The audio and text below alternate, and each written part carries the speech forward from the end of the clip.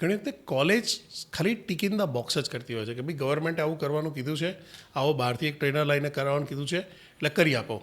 But they themselves are not serious કે મારે આ છોકરાઓને જેટલી સારી જોબ અપાઈ શકીશ એટલો મને ફાયદો છે.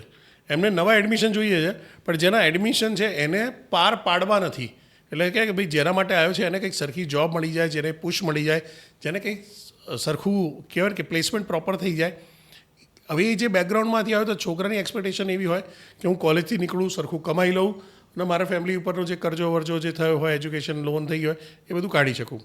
અને એ પાર ના પડતો હોય એટલે છોકરાઓ કન્ફ્યુઝનના સ્ટેટમાં આવતા હોય. બિલકુલ. તો ઘણી વખતે ભાઈ જો તમે કોલેજ કે સ્કૂલ ખોલી છે, મારું એવું નથી કે ભાઈ તમારે સેવા કરવાની છે, પૈસા કમાઓ ને પૈસા કમાઓ, પણ જે પૈસા કમાઈ રહ્યા છો એની સામે એને રિટર્ન ઓન ઇન્વેસ્ટમેન્ટ તો આપો.